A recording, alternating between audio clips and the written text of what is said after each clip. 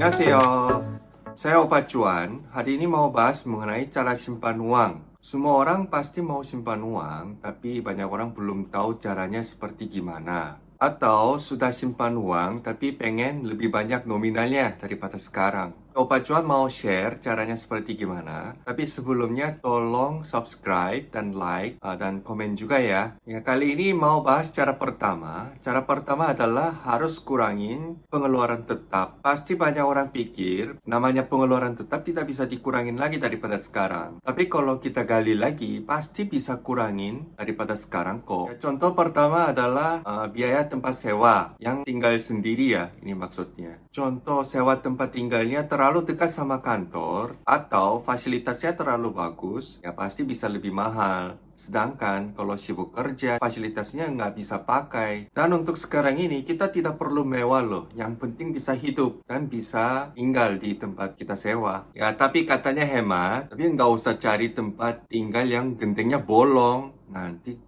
basah lagi kalau hujan. Kita usahakan cari kos atau tempat tinggal sebanyak-banyaknya supaya kita bisa dapat yang pas. Lumayan murah tapi lumayan fasilitasnya dan bisa nyaman di tempat itu. Terus contoh kedua adalah biaya HP. Kalau sekarang masih pakai pulsa, kita harus coba ganti pasca bayar. Ya, karena setahu saya pasca bayar paketnya lebih banyak daripada biaya pulsa. Kemudian ya banyak fasilitas juga. Kemudian bisa terkontrol biaya-biaya keluarnya seperti gimana per bulan. Dan pasca bayar juga harus pilih paket yang termurah ya. Karena di rumah atau di kantor kan semuanya ada wifi. Jadi kita nggak usah perlu data yang terlalu banyak atau lebay. Nanti sisanya ada pun kita nggak bisa transfer untuk bulan depan kan. Poin ketiga adalah biaya transportasi. Sebenarnya yang poin pertama, biaya tempat tinggal, ini harus pikir dengan biaya transportasi juga sekaligus. Contoh, kamu dapat tempat tinggalnya jauh dari kantor, tapi di situ ada rute transportasi umum, artinya kamu bisa lebih hemat. Tapi kita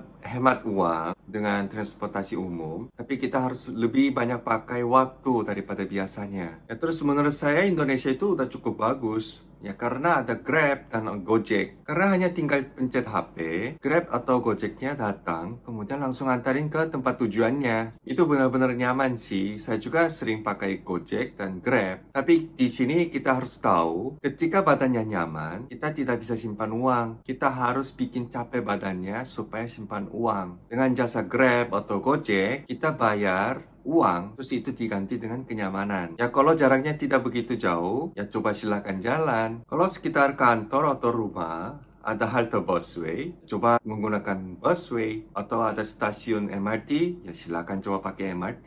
Saya jujur kaget sama harga busway, karena Rp3.500 kamu bisa keliling se-Jakarta. Kamu coba pikir deh, di Jakarta uang 3.500 kamu bisa apa aja? Ya paling dapat permen doang kan? Itu segitu murah loh Rp3.500. Makanya kalau saya kemana-mana, sebisa mungkin saya mau pakai busway, walaupun saya perlu jalan ke halte. Makanya kalau ada janji, harus berangkat lebih awal daripada tepat waktu. Poin terakhir adalah kopi dan rokok. Yang dua item ini setahu saya bisa bikin ketagihan. Tapi kalau kamu mau simpan uang, harus stop atau dikurangin konsumsi rokok atau kopi. Saya sendiri bukan perokok, jadi nggak tahu rasa ketagihan di rokoknya gimana. Tapi pernah saya ketagihan sama kopi. Pokoknya setiap hari harus minum kopi. Kalau nggak minum kopi sampai pusing gitu loh. Sampai nggak nyaman rasanya.